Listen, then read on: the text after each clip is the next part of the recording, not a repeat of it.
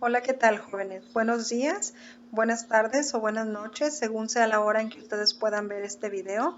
Los saludo con mucho gusto y espero que se encuentren muy bien, chicos. Pues bueno, recordando nada más que la semana pasada trabajamos el tema de la importancia del conocimiento de la historia, del cual ustedes pues realizaron algunas actividades en la plataforma de Moodle.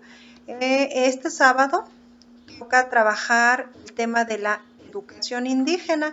Dentro de este tema tenemos la educación en el Calmecac y el Calpulli, el maestro indígena, la enseñanza y la retórica como vía de la sabiduría tradicional. Estos son los temas que se van a trabajar este día sábado. Pues bueno, vamos a empezar entonces con la asesoría. Comenzamos con educación en el Calmecac y el Calpulli. Nombres raros, ¿verdad? Calmecac, Calpulli. Ahorita vamos a ver cada uno de ellos.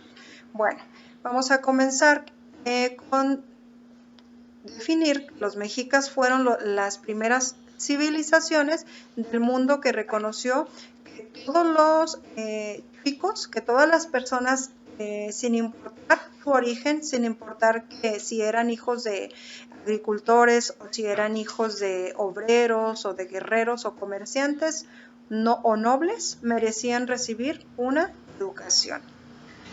Pero no cualquier educación, sino una educación de calidad, ¿sí? En una escuela supervisada. ¿Por quién? Por el Estado, para convertirse en buenos ciudadanos. Hasta la fecha, chicos, si revisamos la reforma o revisamos el artículo 3 de la Constitución Política de los Estados Unidos Mexicanos, Constitución Política de 1917, nos damos cuenta que menciona que la educación es gratuita, es laica y es obligatoria para todos, ¿sí? hasta el bachillerato. Y pues bueno, no nada más es educar por educar, sino que tiene que ser una educación que esté supervisada.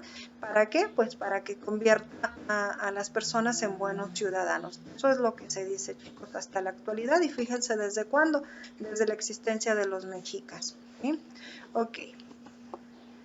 En México, Tenochtitlan, había dos tipos de residencias, eran de varones, destinadas a la educación, y la de el Tepochcali, que era la casa de los jóvenes, que era consagrada a Tecastiploca, que era la deidad guerrera.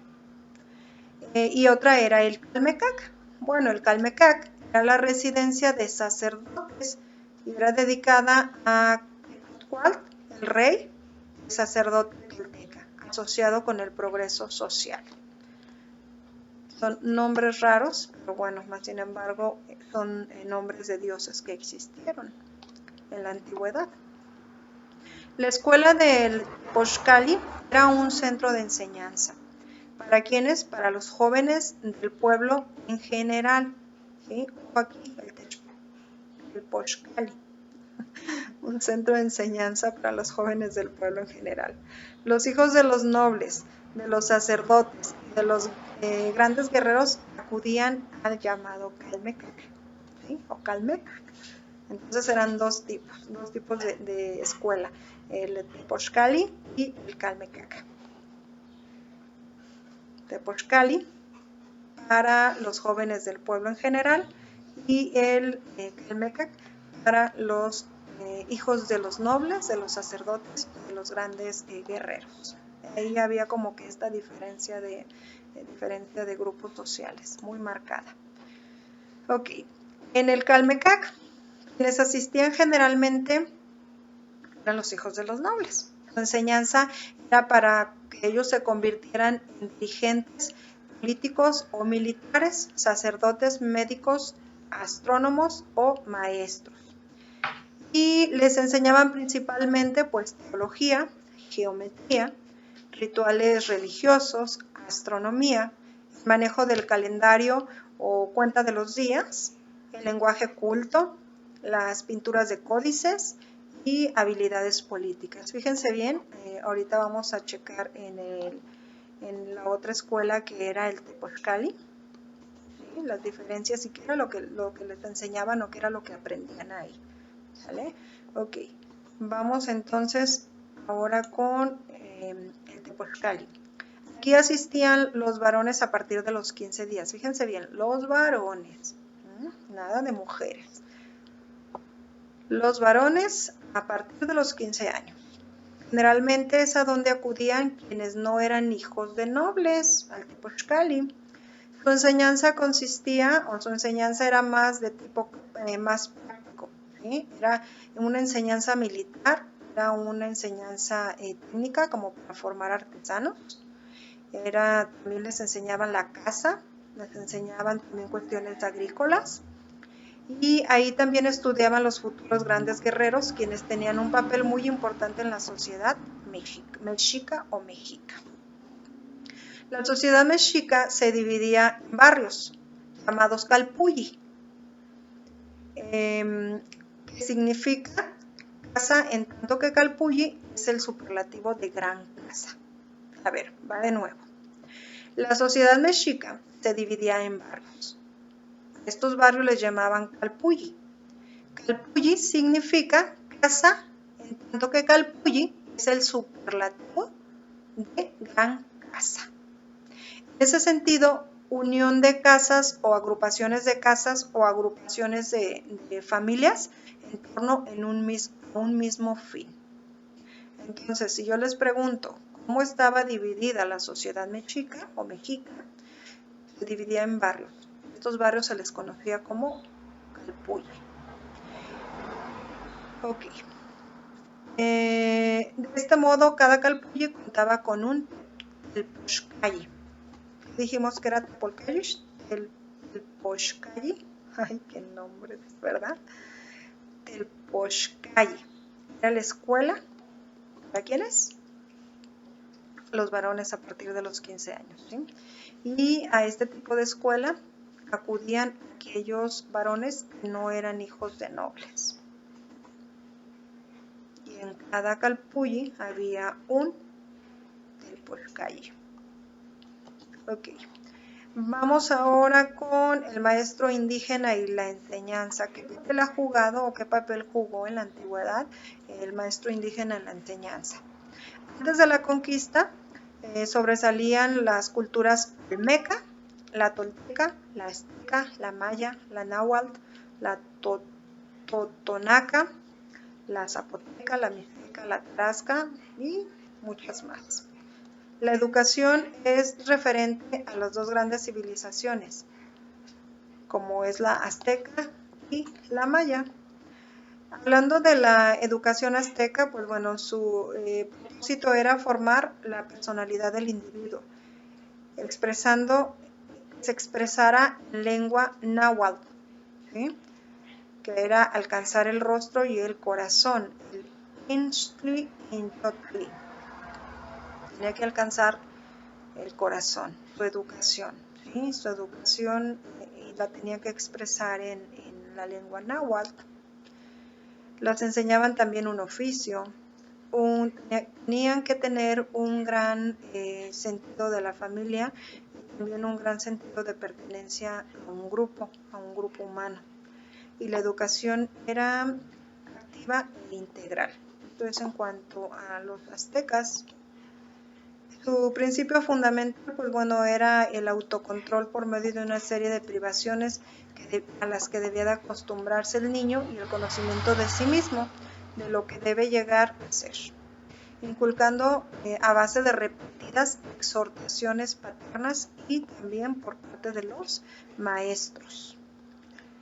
Una segunda etapa en el proceso de educación se abría con la entrada del niño a los centros educativos. La educación especializada más importante se llevaba a cabo en el Tepochcali. Se quería ser guerrero, o en el Calmecac se iba a dedicarse a las ciencias. Pero recuerden que el Calmecac pues era para hijos de los nobles, ¿sí?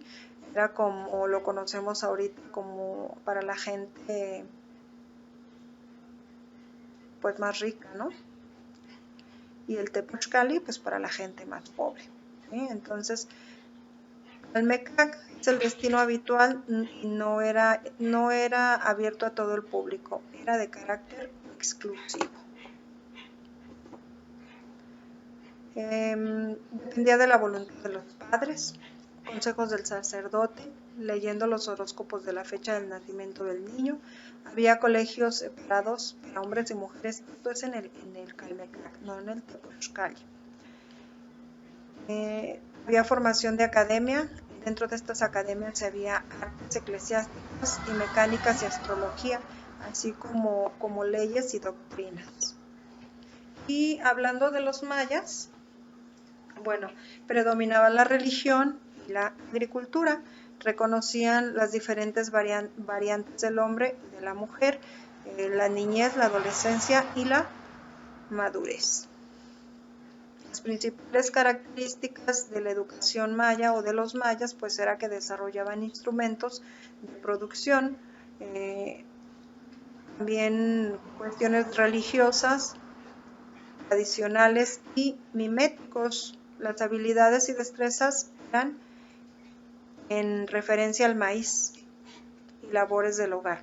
La educación era diferente para mujeres y para hombres. La educación no era planificada ni tampoco supervisada por las clases dominantes. Los sacerdotes eran los únicos dedicados a los astros y el cálculo del tiempo. La educación mimética era a través de los ancianos, tomando su ejemplo y sus consejos. La educación para la mujer era enseñar a ser discreta y el papel de madre, aparte de tejer, elaborar comida y bebidas. Eso es en cuanto a la educación indígena. Encontramos dos escuelas, que es el Calmecac y el Tepochcali. Y ahora pasamos con la retórica como vía de la sabiduría tradicional. ¿Qué es la retórica? Partimos de dar un concepto a la retórica. Bueno, pues es una disciplina que proporciona las herramientas y técnicas ¿para qué? Para poderse expresar. Pero no expresarse de cualquier manera, sino aprender a expresarse de una manera adecuada, ¿sí? De una mejor manera. Prioriza la utilización del lenguaje oral y escrito de modo que el discurso dado sea suficientemente eficaz. ¿Para qué? Para poder deleitar y persuadir al público que lo escucha. La retórica se originó en la antigua Grecia. Era el arte para poder expresarse de una manera adecuada. Se comenzó a aplicar al inicio de la lengua hablando y luego pasó a la escrita. Se comenzó a aplicar al inicio de la lengua hablada y posteriormente pasó a la lengua escrita.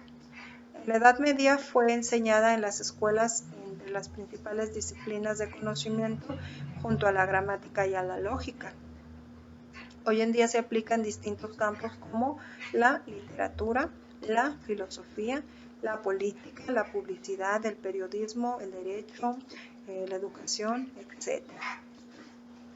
Los pueblos mesoamericanos náhuatl, la retórica tenía un papel muy importante. La sabiduría tradicional acerca de las costumbres y la moral, sobre las capacidades y las destrezas que eran las que se transmitían por medio de los discursos a los cuales se les conocía como Huehuetlatoyi, que viene del origen náhuatl y quiere decir palabra o decir antiguo.